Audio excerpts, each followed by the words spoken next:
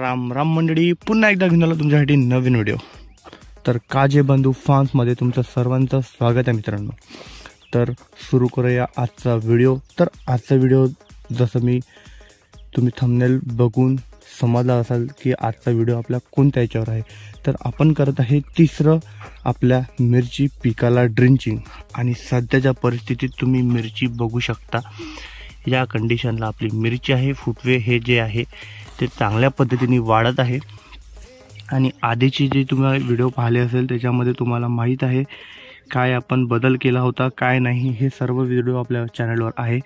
आणि सध्या तुम्ही मिरचीची क्वालिटी बघून घ्या, ग्रीनरी बघून घ्या आणि त्याची वाढ बघून घ्या, त्याचे फुटवे बघून घ्या। आता आपण करत आहे मिरची पिकाला जे महत्त्वाचं अन्नद्रव्य आहे, NPK म्हणू शकतो, तर ते आपल्याला देणं खूप गरजेचं आहे। आणि शेड्यूलनुसार आपण तिसरी ड्रिंचिंग जे करत आहे ते करत आहे 15-15-15 एकरी 7 किलोचा डोस आहे मित्रांनो। पण मी थोडंसं जसं बेसल डोसमध्ये चुकलो होतो, तर मी एकरी 25 किलो सोडत आहे। तुम्ही 7 किलो सोडा एकरी, जर तुम्ही बेसल डोस 10-26-26चा दिला असेल कृषी अमृतसोबत। तर माझा ड्रिंच याच्यामध्ये थोडंसं चुकलो होतं मित्रांनो, तरी मी आता हा डोस जास्त प्रमाणात देत आहे, कारण की मला थोडासा रिझल्ट चांगला पाहिजे आहे।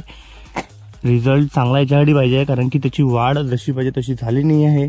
कारण की मी 10-26-26 दिलं नव्हतं, तर मी आता त्याला 25 किलो एकरी देणार आहे। तर बघू शकता तिथं आपल्या 2 टाक्या रेडी आहे। काल मी त्याला 12 घंट्यासाठी मुरू घातलेलं होतं। 15-15-15ला दाणेदार 15-15 मिळतं मित्रांनो मार्केटमध्ये, तुम्ही कोणत्याही कंपनीचं घेऊ शकता। पण महाधनचं जर घेतलं तर ते चांगल्या प्रमाणात ते मुरून जाणार आहे। तर मी तुम्हाला दाखवून देतो आता मी काय बनवलेलं आहे।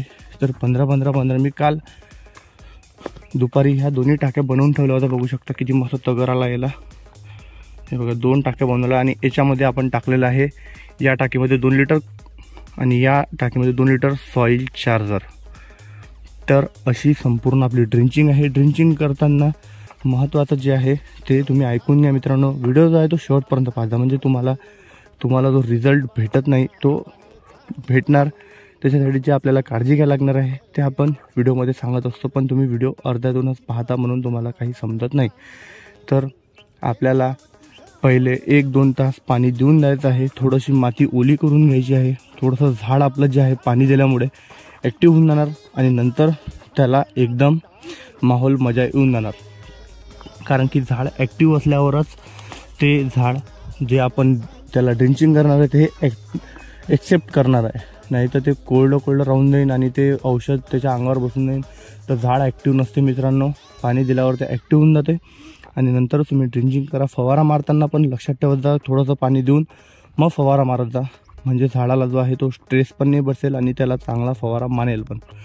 तर असेच माहितीपूर्ण व्हिडिओ पाहण्यासाठी आपल्या चॅनलला द्यायचे सबस्क्राईब करून ठेवा, कारण की पुढे पण जे ड्रिंचिंग करणार आहे, जे फवाऱ्याचं आपण नियोजन करणार आहे ते संपूर्ण आपल्या चॅनलवर येणार आहे। तर आताच्या कंडिशनमध्ये तुम्ही मिरची बघू शकता, काय कंडिशन आहे मिरचीची, त्याची ग्रीनरी बघू शकता, त्याचे फुटवे बघू शकता, चांगले फुटवे आले आहे। फक्त तिची हाईट जी आहे ती वाढली नाही आहे सध्या, तर त्यासाठी आपण 25 किलो एकरी सोडणार आहे 15-15-15। तर अशाच माहितीपूर्ण व्हिडिओसोबत भेटू पुन्हा एकदा। तर बोला जय गजानन।